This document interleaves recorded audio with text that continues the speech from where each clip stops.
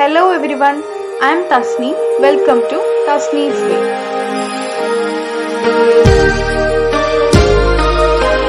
Linguistics പേപ്പറിൻ്റെ second മൊഡ്യൂളിൻ്റെ ബാക്കി ഭാഗമാണ് നമ്മൾ നോക്കുന്നത്. അപ്പോൾ ഇതിലുള്ളത് ലാംഗ് ആൻഡ് പരോൾ എന്നുള്ളൊരു ഭാഗമാണ് നോക്കുന്നത്. അപ്പോൾ ലാംഗ് എന്ന് പറയുന്നത് ലാംഗ്വേജിൻ്റെ തന്നെ ഷോർട്ടാണ്. അപ്പോൾ ലാംഗ് എന്ന് പറയുന്നത് ഫ്രഞ്ചിൽ ലാംഗ്വേജ് എന്നുള്ള മീനിങ് ആണ്. അതുപോലെ പരോൾ എന്നുള്ളത് ഫ്രഞ്ചിൽ സ്പീച്ച് എന്നാണ് അതിൻ്റെ മീനിങ്. അപ്പോൾ അതിനെക്കുറിച്ചാണ് നമ്മൾ പഠിക്കുന്നത്. It was the famous Swiss linguist Ferdinand de Saussure who elaborated the concepts langue and parole in his book Course in General Linguistics. So, famous ആയിട്ടുള്ള ലിംഗ്വിസ്റ്റ് ആയിട്ടുള്ള ഫെർഡിനാൻഡ് ഡി സോസർ ആണ് ഈ ഒരു ലാങ് ആൻഡ് പരോൾ എന്നുള്ളത് അങ്ങനെ ഒരു concept elaborate ചെയ്തിട്ടുള്ളത്. അദ്ദേഹത്തിൻ്റെ കോഴ്സ് ഇൻ ജനറൽ ലിംഗ്വിസ്റ്റിക്സ് എന്ന ബുക്കിലാണ് അദ്ദേഹം ഇത് പറഞ്ഞിട്ടുള്ളത്. According to him, language denotes a system of internalised shared rules governing the vocabulary, grammar and sound system of a language. Language denote ചെയ്യുന്നത് അദ്ദേഹത്തിൻ്റെ according to him language denote ചെയ്യുന്നത് എന്താ ചെയ്യുന്നത്, ഒരു സിസ്റ്റം ഓഫ് ഇൻറ്റേർണലൈസ്ഡ് ആയിട്ടുള്ള shared rules and governing the vocabulary, grammar and sound system of a language. അപ്പോൾ ഇത്രയൊക്കെയാണ് language അല്ല ലാംഗ് ഡിനോട്ട് ചെയ്യുന്നത്. ഓക്കെ, ഈ ലാംഗ് എന്ന് പറയുന്നത് ഡിനോട്ട് ചെയ്യുന്നത് ലാംഗ്വേജിൻ്റെ തന്നെ വൊക്കാബുലറി, ഗ്രാമർ, സൗണ്ട് സിസ്റ്റം ഇങ്ങനെയുള്ള കാര്യങ്ങളൊക്കെയാണ്. It is the whole system of language that makes speech possible. A sign is the basic unit of lang. അപ്പോൾ എല്ലാ ഹോളായിട്ടുള്ള system of language that makes speech possible. എങ്ങനെയാണ് സംസാര ഭാഷ സ്പീച്ച് പോസിബിൾ ആക്കുന്നത്, അതിനുള്ള ഹോൾ സിസ്റ്റത്തിനെയാണ് നമ്മൾ എന്ത് പറയുന്നത്, ഈ ലാങ് എന്ന് പറയുന്നത്.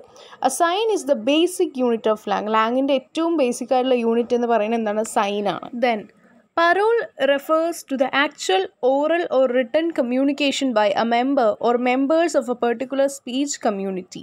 So parole എന്ന് പറയുന്നത് ഒരു actual oral or written communication ആണ്. ഓക്കെ, എഴുത്തിലൂടെയോ അല്ലെങ്കിൽ ഓറലായിട്ടുള്ള സ്പീച്ചിലൂടെയോ ഉള്ള ഒരു കമ്മ്യൂണിക്കേഷൻ രീതിയാണ് by a member or members of a particular speech community. ഒരു പെർട്ടിക്കുലർ ആയിട്ടുള്ള സ്പീച്ച് കമ്മ്യൂണിറ്റിയിലുള്ള ഒരു മെമ്പറോ അല്ലെങ്കിൽ മെമ്പേഴ്സിൻ്റെയോ കമ്മ്യൂണിക്കേഷൻ രീതിനെയാണ്, അത് ഓറലോ റിട്ടണോ ആവാം, ആ രീതിനെയാണ് നമ്മൾ പരോൾ എന്ന് പറയുന്നത്. അപ്പോൾ ഒരു പെർട്ടിക്കുലർ സ്പീച്ച് കമ്മ്യൂണിറ്റി എന്ന് പറയുമ്പോൾ ഇപ്പോൾ ഒരു ഭാഷ സംസാരിക്കുന്ന ഒരു പ്രത്യേകതരം ആൾക്കാരുണ്ട്. അപ്പോൾ മലയാളം സംസാരിക്കുന്നത് മലയാളികൾ, അങ്ങനെ ഒരു പ്രത്യേക സ്പീച്ച് കമ്മ്യൂണിറ്റിയിലുള്ള ഒരു മെമ്പറോ അല്ലെങ്കിൽ ആ മെമ്പേഴ്സോ കമ്മ്യൂണിക്കേറ്റ് ചെയ്യുന്ന ആ ഒരു ആക്ച്വൽ ഓറൽ ഓർ റിട്ടൺ കമ്മ്യൂണിക്കേഷനെയാണ് ഈ പരോൾ എന്ന് പറയുന്നത്. It is the concrete use of language, the actual utterance. It is an external manifestation of lang. It is the usage of the system but not the system. അപ്പോൾ ഇതെന്ന് പറയുന്നത് ഒരു complete use of language ആണ്, അതുപോലെ തന്നെ actual utterance ആണ്. It is an external manifestation of ലാങ്ങിൻ്റെ തന്നെ ഒരു എക്സ്റ്റേണൽ മാനിഫെസ്റ്റേഷൻ ആണിത്. അതേപോലെ തന്നെ ഇതൊരു സിസ്റ്റത്തിൻ്റെ യൂസേജ് ആണ്, പക്ഷേ ഇതൊരു സിസ്റ്റം അല്ല എന്ന് പറയുന്നുണ്ട്. അടുത്തത് സിൻക്രോണി and ഡയക്രോണി. The terms synchrony and diachrony refer to two different approaches in linguistic research with respect to the periods of time considered in the research. ഈ രണ്ട് ടേംസും സിൻക്രോണി ആൻഡ് ഡയക്രോണി എന്നിട്ടുള്ള ഈ രണ്ട് ടേംസും റെഫർ ചെയ്യുന്നത് രണ്ട് ഡിഫറെൻറ്റ് അപ്രോച്ചസിനെയാണ്. ലിംഗ്വിസ്റ്റിക് റിസർച്ചിലുള്ള രണ്ട് ഡിഫറെൻറ്റ് അപ്രോച്ചസിനെയാണ് with respect to the periods of time considered in the research. The synchronic approach means studying any aspect of language in one particular period of time, typically the present, without taking into account the other periods of time in the history of that language. Synchronic approach എന്ന് പറയുന്നത് ഒരു language പഠിക്കുകയാണെങ്കിൽ ഒരു particular period of ടൈമിന് വേണ്ടി മാത്രം, ആ ഒരു സമയത്ത് മാത്രം ഒരു ലാംഗ്വേജ് പഠിക്കുകയാണെങ്കിൽ ടിപ്പിക്കലി പ്രസൻ്റ് ആയിട്ടുള്ള അങ്ങനെയുള്ളതിനെ ആണ് എന്ത് പറയുന്നത്, സിൻക്രോണിക് അപ്രോച്ച് എന്ന് പറയുന്നത്. Without taking into account other periods of time in the history of that language.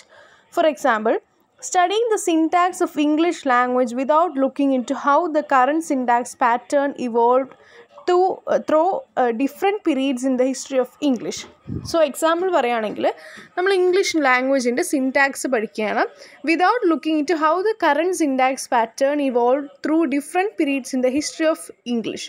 ഇംഗ്ലീഷിൻ്റെ ഹിസ്റ്ററിയിൽ എത്രത്തോളം പാറ്റേണിൽ സിൻടാക്സ് ഇൻവോൾവ് ആയിട്ടുണ്ട് നോക്കാതെ ആ ഒരു പീരീഡ് ഓഫ് ടൈമിൽ സിൻറ്റാക്സിനെ മാത്രം പഠിക്കുന്ന ആ ഒരു studying the syntax of English language without looking into other how the current ഈ syntax pattern evolve through different periods in the history of English. അപ്പോൾ ഓരോ പീരീഡിലുള്ള കാര്യങ്ങൾ നോക്കില്ല, ആ ഒരു ടിപ്പിക്കലി പ്രസൻ്റ് ആയിട്ടുള്ള കാര്യം മാത്രം നോക്കിയിട്ട് ആ ഒരു പെർട്ടിക്കുലർ പീരീഡിൽ മാത്രം നോക്കുന്നത്, അതിനെയാണ് സിൻക്രോണിക് അപ്രോച്ച് എന്ന് പറയുന്നത്. അടുത്തത് ഡയക്രോണിക് അപ്രോച്ചാണ്. Diachronic approach means studying any aspect of language by comparing it between different periods of time, focusing on the transformation and evolution of that particular linguistic aspect. അപ്പോൾ diachronic എന്ന് പറയുന്നത് അതുപോലെയല്ല, synchronic പോലെയല്ല. ഇതെന്ന് പറയുന്നത് ഒരു ലാംഗ്വേജിൻ്റെ ആസ്പെക്റ്റ് കമ്പാരിറ്റീവ്ലി പഠിക്കുക, അതായത് ഡിഫറെൻറ്റ് പീരീഡ്സ് ഓഫ് ടൈമിൻ്റെ ആ ഒരു കമ്പാരിസൺ നോക്കിയിട്ട് അതിൻ്റെ ട്രാൻസ്ഫോർമേഷനും ഇവല്യൂഷനും ഒക്കെ ആ ഒരു പെർട്ടിക്കുലർ ലിംഗ്വിസ്റ്റിക് ആസ്പെക്റ്റിൽ നോക്കി പഠിക്കുന്നതിനെയാണ് എന്ത് പറയുക, ഡയക്രോണിക് അപ്രോച്ച് എന്ന് പറയുന്നത്. For example, studying the evolution of the current syntax of English by comparing it with the syntax patterns of Old English, Middle English or Early Modern English. അപ്പോൾ നമ്മുടെ ഇപ്പോൾ ഉള്ള present ആയിട്ടുള്ളൊരു ഇംഗ്ലീഷ് ഉണ്ട്, പക്ഷെ നമുക്ക് എന്താണ് ഓൾഡ് ഇംഗ്ലീഷ് ഉണ്ടായിട്ടുണ്ട്, മിഡിൽ ഇംഗ്ലീഷ് ഉണ്ട്, ഏർലി മോഡേൺ ഇംഗ്ലീഷും ഉണ്ട്. അപ്പോൾ നമ്മൾ കറണ്ട് സിൻറ്റാക്സ് പഠിക്കുന്നതോടൊപ്പം തന്നെ പഴയ ഓൾഡ് ഇംഗ്ലീഷിൻ്റെയും മിഡിൽ ഇംഗ്ലീഷിൻ്റെയും ഏർലി മോഡേൺ ഇംഗ്ലീഷിൻ്റെയും ഒക്കെ സിൻറ്റാക്സ് വെച്ച് കമ്പയർ ചെയ്ത് പഠിക്കുന്നതിനാണ് എന്ത് പറയുക, ഡയക്രോണിക് അപ്രോച്ച് എന്ന് പറയുന്നത്. പക്ഷേ സിൻക്രോണിക് അപ്രോച്ച് എന്താണ്, ആ ഒരു പെർട്ടിക്കുലർ പീരീഡ് ഓഫ് ടൈമിൻ്റെ മാത്രം ആ സമയത്തിൻ്റെ മാത്രം പഠിക്കുന്നതിനാണ് നമ്മൾ സിൻക്രോണിക് എന്ന് പറയുക. പക്ഷേ ഡയക്രോണിക് എന്ന് പറയുന്നത് അങ്ങനെയല്ല. അടുത്തത് പാരാഡിഗ്മറ്റിക് ആൻഡ് സിൻറ്റാഗ്മാറ്റിക് റിലേഷൻസ് ആണ്. Paradigmatic is a term that describes the substitutional relationships that a linguistic unit has with other units. Let's examine the sentence. So paradigmatic എന്ന് പറയുന്നത് ഒരു ടേം, അത് ഡിസ്ക്രൈബ് ചെയ്യുന്നത് സബ്സ്റ്റിറ്റ്യൂഷണൽ റിലേഷൻഷിപ്സ് ഒക്കെ ലിംഗ്വിസ്റ്റിക് യൂണിറ്റിൻ്റെ സബ്സ്റ്റിറ്റ്യൂഷണൽ റിലേഷൻഷിപ്സിനെയാണിത് കാണിക്കുന്നത്. അതായത് ഒരു യൂണിറ്റിന് വേറൊരു യൂണിറ്റുമായിട്ട് സബ്സ്റ്റിറ്റ്യൂട്ട് ചെയ്യാൻ പറ്റുന്ന രീതിയിൽ, ഒന്നില്ലെങ്കിലും വേറൊന്ന് വെച്ച് അഡ്ജസ്റ്റ് ചെയ്യാൻ അല്ലെങ്കിൽ മാറ്റാൻ പറ്റുന്ന രീതിയിലുള്ള അങ്ങനെയുള്ള ഒരു സെൻറ്റൻസിൽ വരുത്തുന്ന ആ ഒരു മാറ്റത്തിനെയാണ് നമ്മളിതിൽ പറയുന്നത്. അപ്പോൾ എക്സാമ്പിൾ നോക്കുമ്പോൾ മനസ്സിലാവും. ഐ എയ്റ്റ് എ ചോക്ലേറ്റ്, ഇതൊരു സെൻറ്റൻസ് ആണ്. In this sentence each of the words can be exchanged with a number of other words without changing the basic syntactic arrangement. So ഇതൊരു സെൻറ്റൻസ് ആണ്, ഐ എയ്റ്റ് എ ചോക്ലേറ്റ്. അപ്പോൾ ഈ ഒരു സെൻറ്റൻസിൽ എല്ലാ വാക്കുകളും വേറൊരു വാക്കുമായി എക്സ്ചേഞ്ച് ചെയ്യാൻ പറ്റും, അതായത് റീപ്ലേസ് ചെയ്യാനായിട്ട് പറ്റും, without changing the basic syntactic arrangement. ഈ ഒരു സിൻടാക്റ്റിക് അറേഞ്ച്മെൻറ്റ് മാറ്റാതെ തന്നെ, ഇതേപോലെ തന്നെ, പക്ഷേ ആ വേർഡ്സ് മാത്രം മാറ്റിയിട്ട് നമുക്ക് പുതിയൊരു സെൻറ്റൻസ് ഉണ്ടാക്കാനായിട്ട് പറ്റും. Example, she ate a chocolate. അപ്പോൾ ഐ എയ്റ്റ് എ ചോക്ലേറ്റിൻ്റെ അവിടെ ഷീ എയ്റ്റ് എ ചോക്ലേറ്റ് വന്നു. അപ്പോൾ ഐൻ്റെ അവിടെ ഷീ വന്നു, പക്ഷേ ആ സെൻറ്റൻസിൻ്റെ സിൻടാക്സ് എന്താണ്, അതേപോലെ തന്നെ ഐ എയ്റ്റ് എ ചോക്ലേറ്റിൻ്റെ അവിടെ ഷീ എയ്റ്റ് എ ചോക്ലേറ്റ് വന്നു. I swallowed a chocolate. Okay, അപ്പോൾ ഐ എയ്റ്റിൻ്റെ അവിടെ എന്തായി, സ്വാലൗഡ് എന്നായി. ഐ എയ്റ്റ് എ ടോഫി, ആ ചോക്ലേറ്റിൻ്റെ അവിടെ എന്തായി, ടോഫിയായി. അപ്പോൾ ഒരു സെൻറ്റൻസിൽ വേർഡ്സിനെ മാറ്റിയാലും ആ വേർഡ്സിൻ്റെ അവിടെ വേറെ വേർഡ്സ് വന്ന് റീപ്ലേസ് ചെയ്ത് വെച്ചാലും ആ basic syntax of that sentence remains constant. Syntagmatic is a term that refers to the sequential characteristics of language. When we construct words and sentences, we follow a certain order in arranging the individual items. For example, if we want to pronounce the word cat, we have to utter each phoneme in the correct order. Any other order will make the sequence unacceptable or entirely different in meaning. സിൻറ്റഗ്മാറ്റിക് എന്ന് പറയുന്നത് ഒരു ടേമാണ്, അത് refer ചെയ്യുന്നത് ഒരു sequential characteristics of ലാംഗ്വേജിനെയാണ്. ഒരു ലാംഗ്വേജിൻ്റെ ഒരു characteristics ആണ്, അതൊരു സീക്വൻഷ്യൽ ക്യാരക്ടറിസ്റ്റിക്സ് ആണ്. അതായത് നമ്മൾ കൺസ്ട്രക്ട് ചെയ്യുന്ന വേർഡ്സ് അല്ലെങ്കിൽ സെൻറ്റൻസ്, ഈ സെൻറ്റൻസിനൊക്കെ ഒരു സെർട്ടീൻ അറേഞ്ച്മെൻറ്റ്സ് ഉണ്ട്, നമ്മൾ അതെല്ലാം ഫോളോ ചെയ്തിട്ടാണ് ഒരു സെൻറ്റൻസ് ഉണ്ടാക്കുന്നത്. ഫോർ എക്സാമ്പിൾ, ഇപ്പോൾ നമ്മളൊരു വേർഡോ അല്ലെങ്കിൽ സെൻറ്റൻസോ രണ്ടിൻ്റെയും കാര്യമാണ് പറയുന്നത്. അപ്പോൾ ഒരു വേർഡ് കാറ്റ് എന്നുള്ളൊരു വേർഡ് നമ്മൾ കറക്റ്റായിട്ട് ആ ഫോണീംസ് എല്ലാം കറക്റ്റ് ചെയ്ത് ഓർഡറിൽ പ്രൊനൗൺസ് ചെയ്യുമ്പോൾ മാത്രമാണ് അത് അക്സെപ്റ്റബിൾ ആവുന്നത്, അല്ലെങ്കിൽ അത് എന്താവും, എൻറ്റയർലി ഡിഫറെൻറ്റ് മീനിങ്ങും ആവും, അതുപോലെ തന്നെ അൺഅക്സെപ്റ്റബിളും ആവും.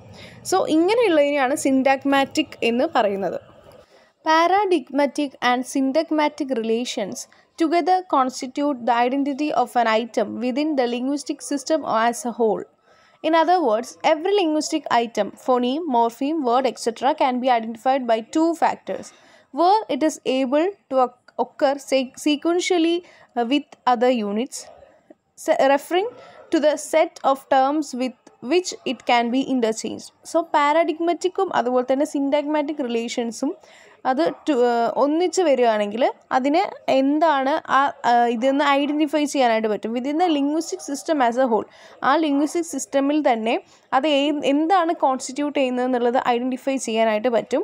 In other words every linguistic item, phoneme ആവട്ടെ മോർഫിയം ആയിക്കോട്ടെ വേർഡ് ആയിക്കോട്ടെ, എല്ലാ ലിംഗ്വിസ്റ്റിക് ഐറ്റമും നമുക്ക് 2 ഫാക്ടേഴ്സ് വെച്ച് ഐഡൻറ്റിഫൈ ചെയ്യാനായിട്ട് പറ്റും. ഒന്ന്, where it is able to occur sequentially with other units, എങ്ങനെയാണത് സീക്വൻഷ്യലി ഒക്കർ ചെയ്യാൻ പറ്റുന്നത്, അത് അതർ യൂണിറ്റ്സ് ആയിട്ട് എങ്ങനെയാണ് സീക്വൻഷ്യലി അതിന് ഒക്കർ ചെയ്യാൻ പറ്റുന്നത്. Second one, referring to the set of terms with which it can be interchanged, അതിനെ ഇൻ്റർചേഞ്ച് ചെയ്യാൻ പറ്റുന്ന ടേംസിനെ നമ്മൾ റെഫർ ചെയ്യുക, അതും ആ സീക്വൻഷ്യലി ഏതാണ് പറ്റുക എന്നുള്ളത് നോക്കുന്നത്.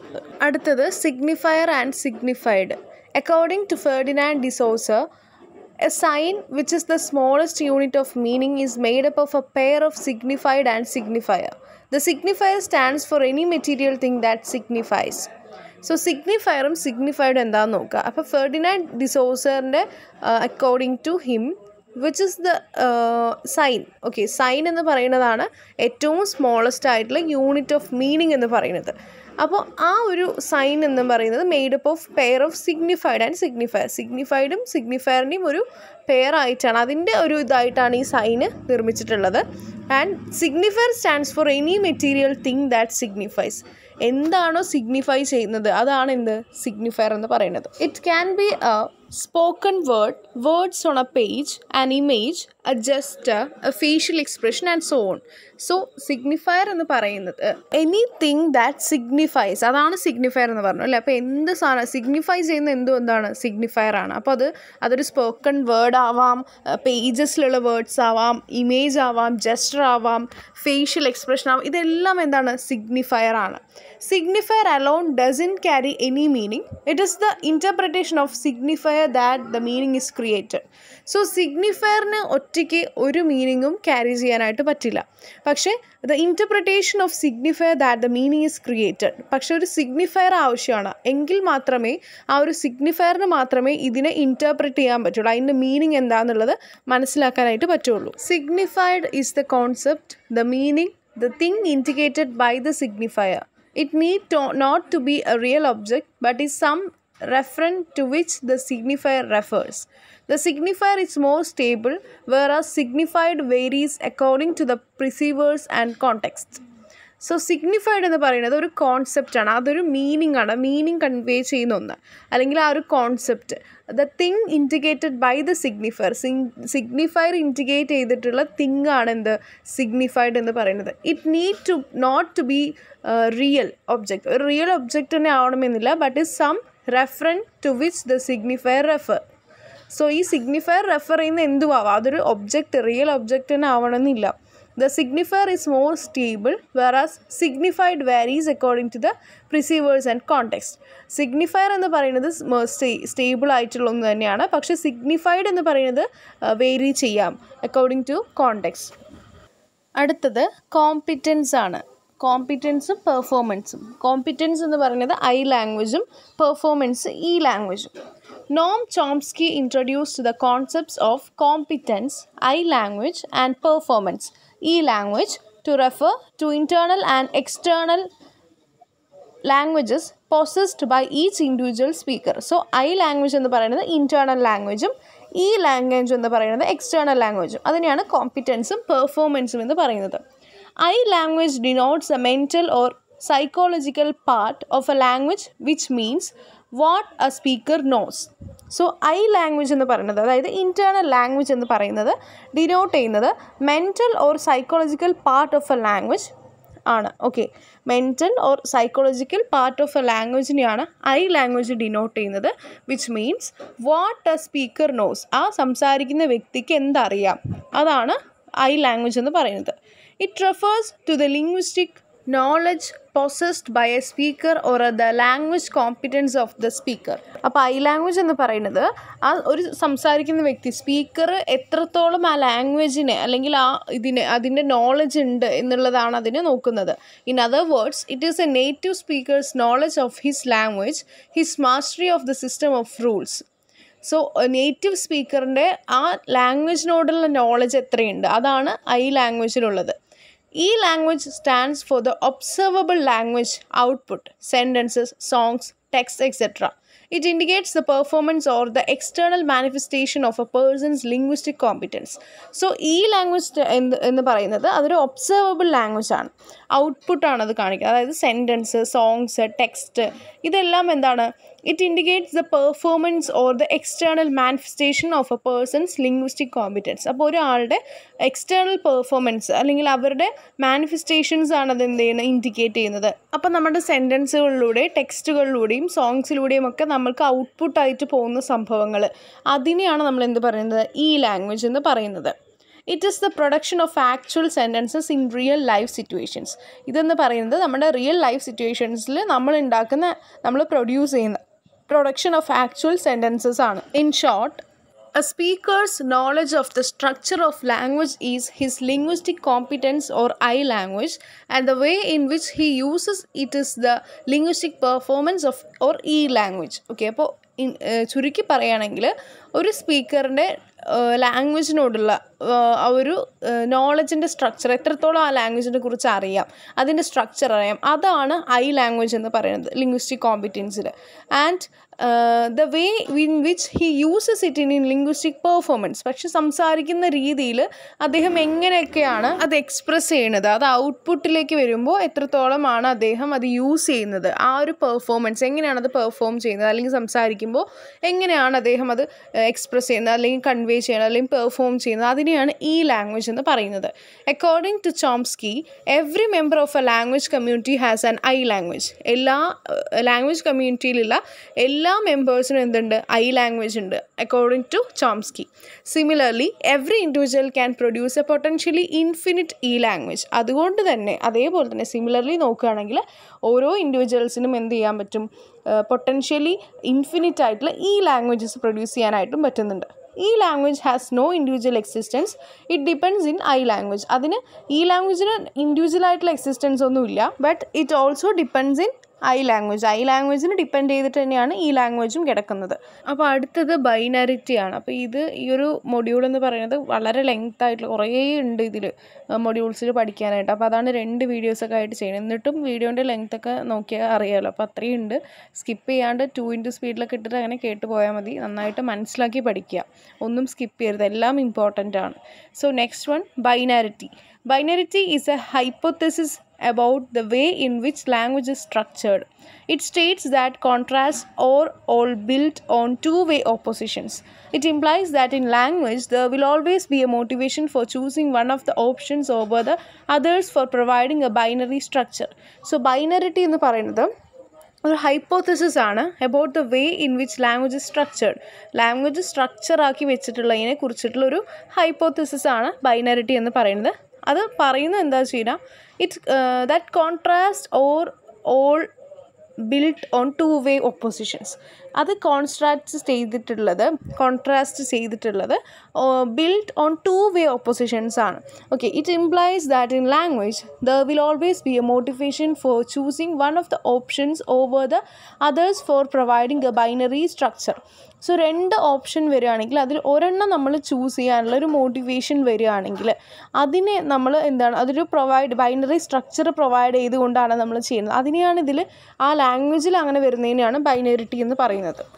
ബൈനറിറ്റി is exhibited at all levels of linguistics. Binarity എന്ന് പറയുന്നത് ലിംഗ്വിസ്റ്റിക്സിൻ്റെ എല്ലാ ലെവൽസിലും എക്സിബിറ്റ് ചെയ്തിട്ടുള്ള ഒന്നാണ്.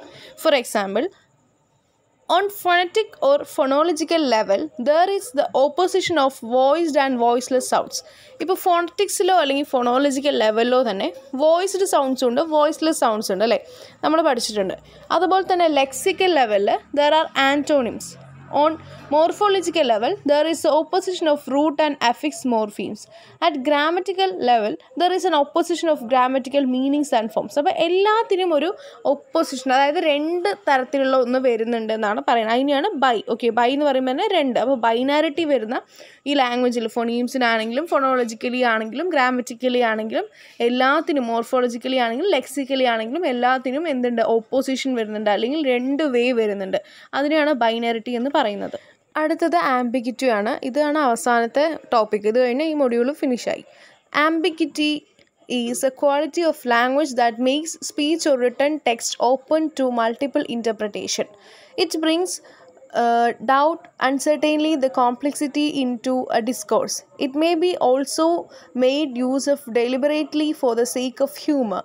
The literacy. So ആംബിഗ്വിറ്റി എന്ന് പറയുന്നത് ഒരു ക്വാളിറ്റിയാണ് of language that makes speech or written text open to multiple interpretation. ഒരു സ്പീച്ച് ആവാം അല്ലെങ്കിൽ ഒരു റിട്ടൺ ടെക്സ്റ്റ് ആവാം, അതിന് മൾട്ടിപ്പിൾ ഇൻ്റർപ്രിട്ടേഷൻസ് ഉണ്ട്. ഒരു കാര്യം ഇപ്പോൾ എനിക്ക് മനസ്സിലായതായിരിക്കില്ല വേറൊരാൾക്ക് മനസ്സിലാവുക, അല്ലെങ്കിൽ ഞാൻ ഇൻ്റർപ്രറ്റ് ചെയ്യുന്ന രീതിയിലായിരിക്കില്ല മറ്റൊരാൾ ഇൻ്റർപ്രറ്റ് ചെയ്യുക. അതിനെയാണ് ആംബിഗ്വിറ്റി എന്ന് പറയുന്നത്. അപ്പോൾ ഒന്നിൽ കൂടുതൽ മീനിങ് കൺവേ ചെയ്യാൻ പറ്റുന്ന ഒരു സ്പീച്ചോ അല്ലെങ്കിൽ റിട്ടൺ ടെക്സ്റ്റിനെയോ ആണ് നമ്മൾ ആംബിഗ്വിറ്റി എന്ന് പറയുക. ആൻഡ് അത് നമുക്ക് എന്താണ്, ഡൗട്ട് വരികയാണ്, അല്ലെ ഇങ്ങനെയാണോ അതോ അങ്ങനെയാണോ, രണ്ട് രീതിയിലും വരാമെന്നുള്ളൊരു ഡൗട്ട് നമുക്ക് തോന്നും.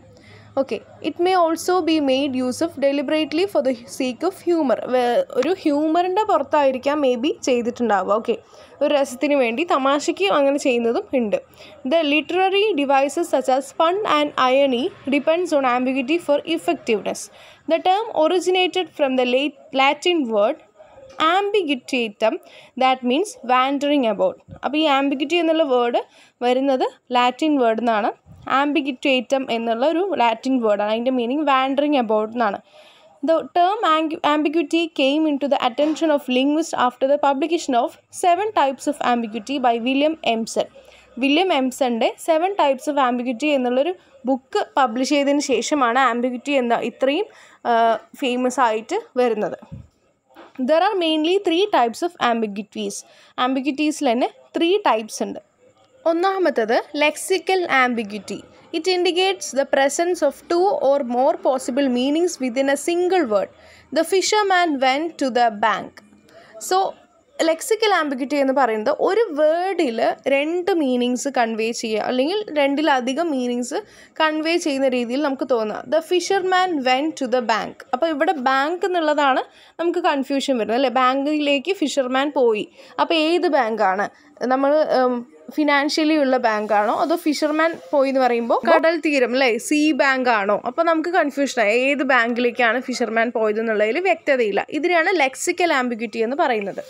അടുത്തത് സിൻടാക്റ്റിക് ആംബിഗ്വിറ്റി ആണ്. It is the presence of 2 or more possible meanings within a single sentence or sequence of words. It is also called grammatical or structural ambiguity. It generally results from poor choice of words. So syntactic ambiguity എന്ന് പറയുന്നത് അത് 2 or more possible meanings within a single sentence or sequence of words.